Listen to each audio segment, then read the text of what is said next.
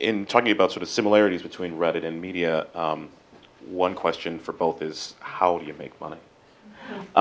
And specifically, I know that you guys have advertising and you have the Reddit Gold memberships. Tell us about how you guys make money now, how you would like to do it in the future, what kind of challenges you face. Sure. So I mean, the most important thing before I get into the specifics is that we don't need to make a lot of money. We're very lean and we don't spend a lot of money. We have 35 employees, and our office in New York is in this co-working space, right? So that's good because it means we don't need to make a lot. It's important. And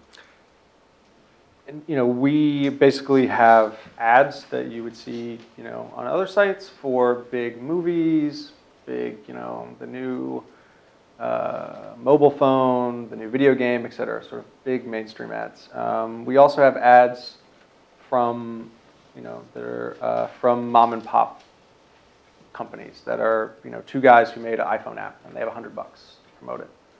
So we both have ads for giant companies that are promoting giant companies, and we have ads for people who have never bought an ad before. Very similar to sort of you would see in newspapers with sort of classifieds and then bigger ads. And then we also have Reddit Gold, which is sort of a premium membership. It's $3.99 a month, $24.99 a year, and basically you get some extra features, but most people do it to support the site. Most people do it because they want to. You get a trophy on your user page, and that's basic. We have some e-commerce. We have Reddit has a Secret Santa program called Reddit Gifts, where we have the world's largest Secret Santa exchange.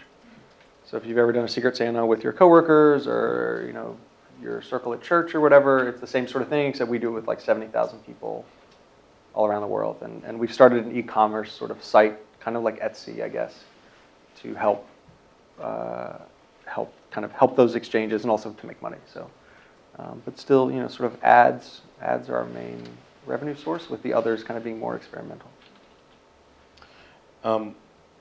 Well, lastly, so we were talking about this before we started today, but Reddit had been purchased by Condé Nast and was spun off as an independent company in, I believe, 2011.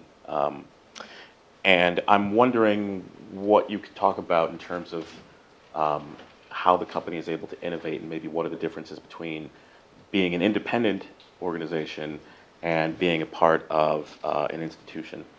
Sure. So yeah, Reddit was started in 2005, acquired by Condé Nast in 2006. I joined in 2008, and basically through the period where Condé Nast sort of owned Reddit, it was neglected, for better and for worse. Like, it was neglected in the sense that we'd be doubling in traffic, but we couldn't hire anyone because there was a company-wide freeze on employees, even though we were growing. So that was frustrating, but we were also neglected in the sense that no one told us what to do, which was good. So I don't know what would have happened in another scenario, but it worked somehow, not without difficulty, but it worked. When I first joined Reddit in 2008, there were 4 developers working for the entire sort of Condé Nast empire, and those were the 4 developers at Reddit.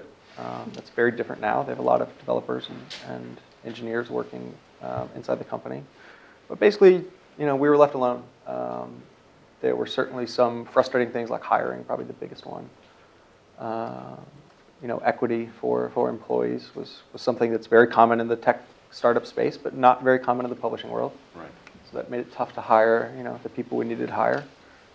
So we were sort of spun back out, and Advance, which owns Condé Nast and other things, is still our sort of majority shareholder, but it's a much better sort of situation, and we are, a completely independent company.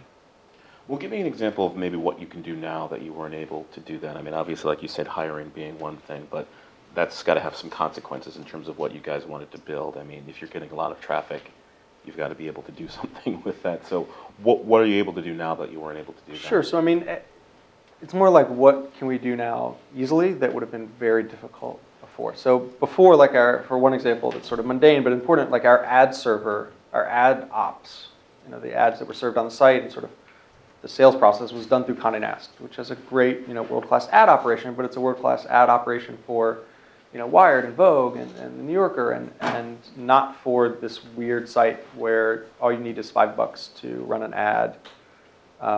And so the sort of ad serving technology and process that made sense for, the Wired.coms and other entities didn't really make sense for us, and it was causing a lot of problems.